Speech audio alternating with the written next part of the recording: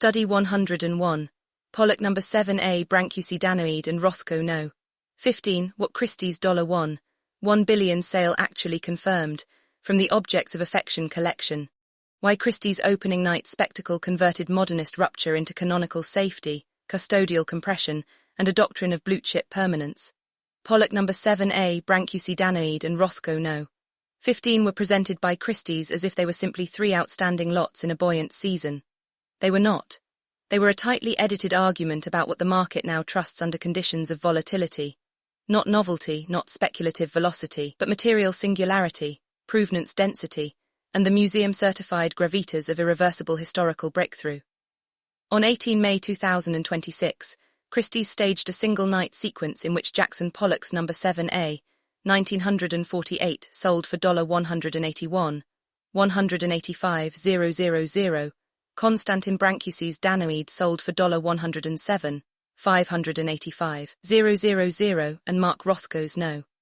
15 two greens and red stripe, sold for $98, 385,000, helping drive a combined $121, 126, 500 across the paired evening sales. The event therefore deserves to be read not as a record parade, but as a market doctrine.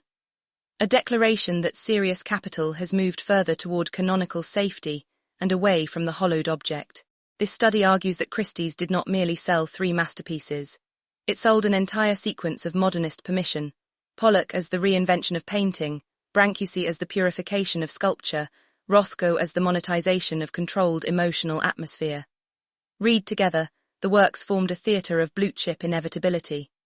Read critically, they reveal the auction house as an institutional translator, converting art historical rupture into market reassurance. Christie's did not simply sell three masterpieces. It sold a doctrine of canonical safety, in which modernist rupture becomes the buyer's preferred shelter. Pollock number 7A, and the market for irreversible breakthrough. Christie's positioned Pollock's number 7A, 1948, as more than a large drip painting. The Lot essay calls it one of the first truly abstract paintings in history, and a work in which Pollock finally escapes the shackles of easel painting. John Elderfield pushes the claim further, describing the canvas as a scale-free network, whose fluctuating nodes and hubs make the surface read as both all-over field and open narrative history. That matters because the auction house is not merely describing an object, it is framing the object as an irreversible civilizational threshold. Once a work is narrated as a before and after mechanism in the history of painting, the buyer is no longer purchasing taste, but accession into an origin myth. Christie's. This is why the price matters structurally, not theatrically. Pollock sold for nearly triple his prior auction record, after roughly 7 minutes of bidding, because the market was not evaluating a discretionary abstraction among many substitutes.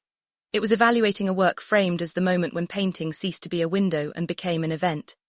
In OAC terms, the work carries exceptional semantic burden, technical innovation, canonical placement, scale, rarity, and a provenance chain running from Herbert Matter through John and Kimiko Powers and Alfred Taubman to S.I. Newhouse.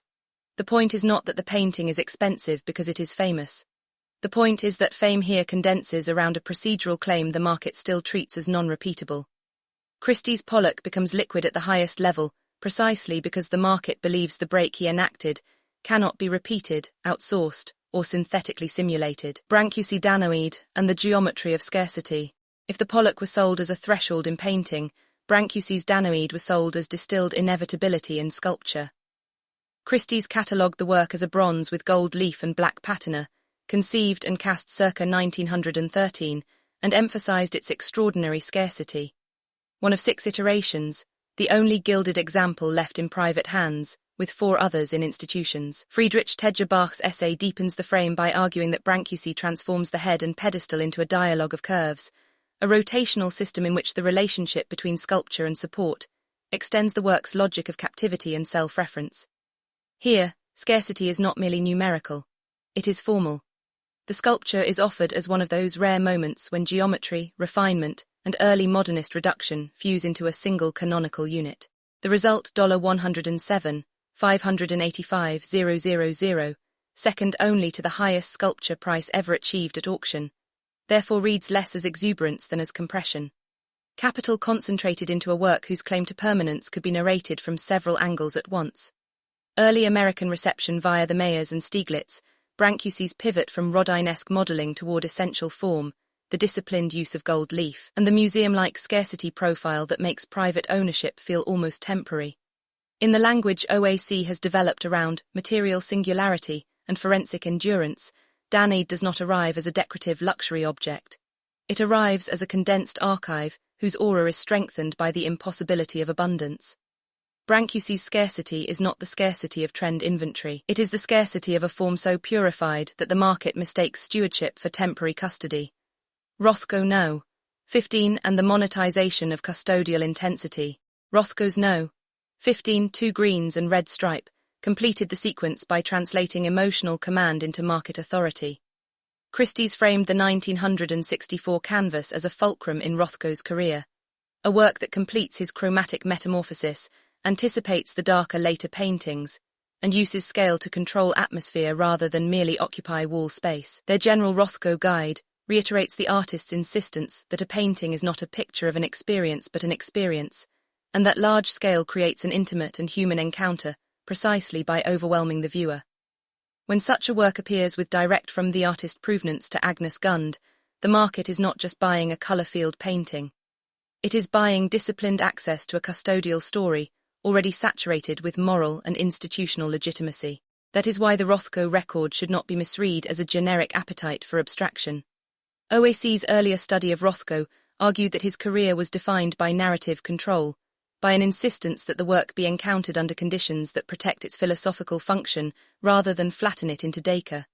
Christie's benefited from precisely that long custodial history. Agnes Gund acquired No. 15 directly from Rothko in 1967 and let it leave her apartment only once.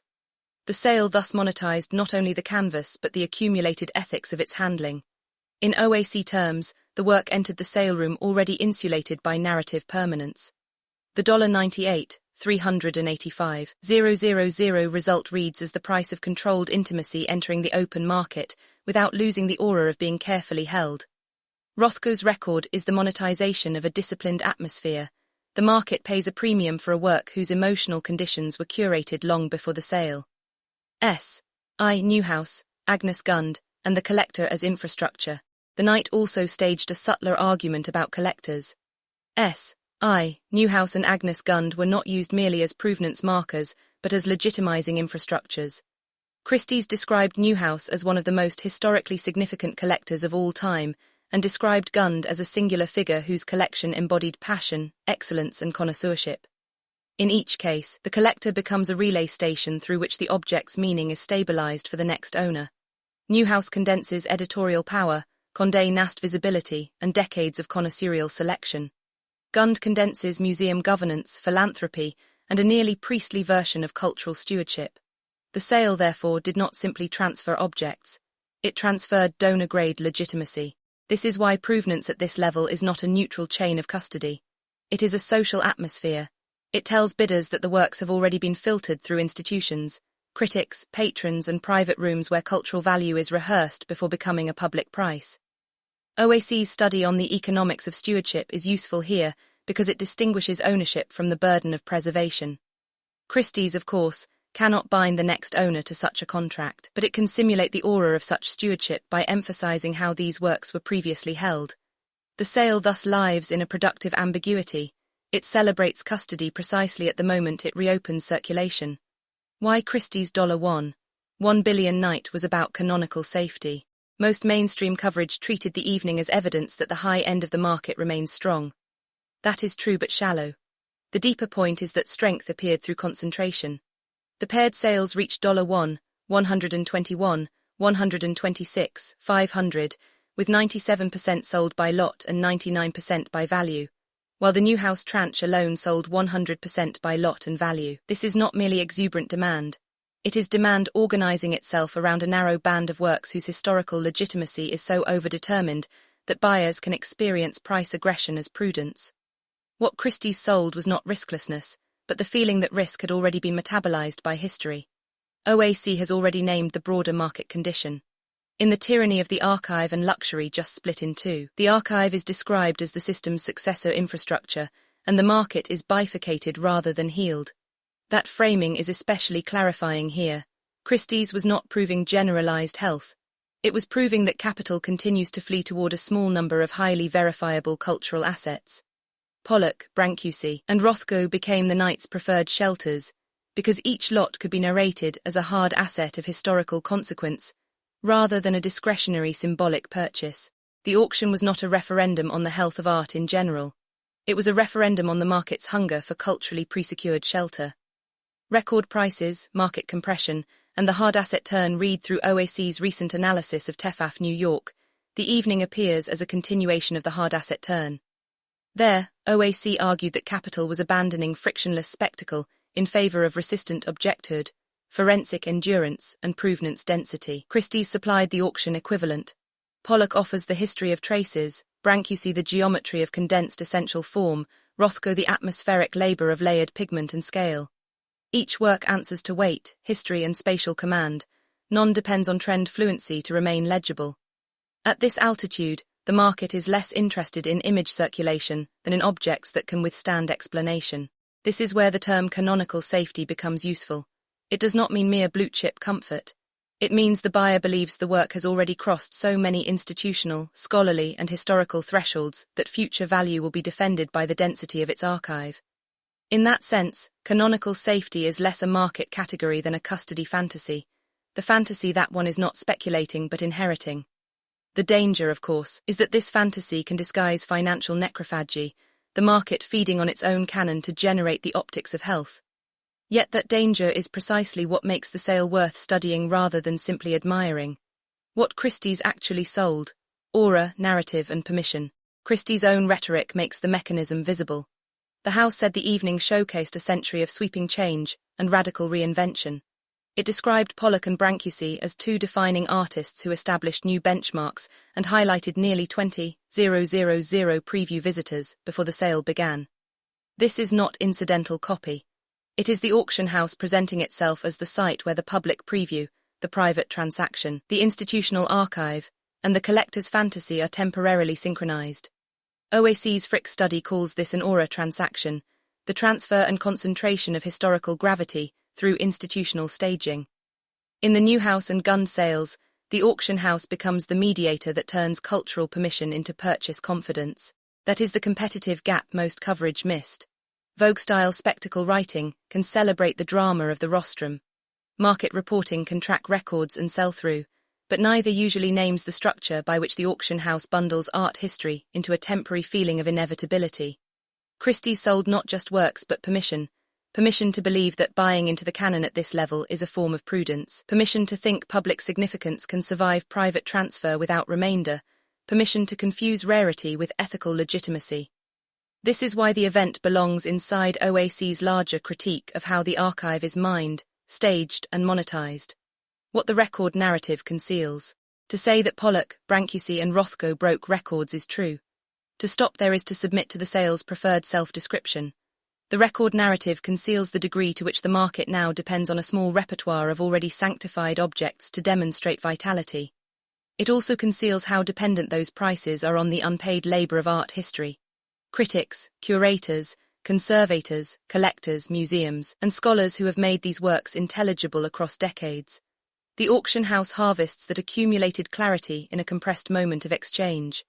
The sale is therefore most revealing where it looks most triumphant. Its glamour lies precisely in how much prior public meaning it can privatize in one night. This does not make the results false. It makes them diagnostic. Pollock, Brancusi, and Rothko performed exactly the function the present market needed from them. They stood in for durability. They reassured buyers that, amid broader uncertainty, there remain objects whose historical density can be converted into premium value with very little translation loss. The unresolved question is whether such concentration marks a durable custodial future or merely the refinement of the market's appetite for feeding on its own masterpieces. That is where the study must end, not by denying the greatness of the works, but by refusing to confuse greatness with innocence. Coda. What this sale confirms about the PLCFA framework is simple and severe. Under conditions of volatility, the market does not abandon value. It retreats toward the densest forms of inherited meaning. Pollock, Brancusi, and Rothko became instruments in that retreat, because each could be presented as a work whose archive was already too thick to ignore. Yet the sale also leaves a structural problem unresolved. If canonical masterpieces increasingly function as shelters for compressed capital, then the distinction between stewardship and extraction becomes harder to defend with rhetoric alone.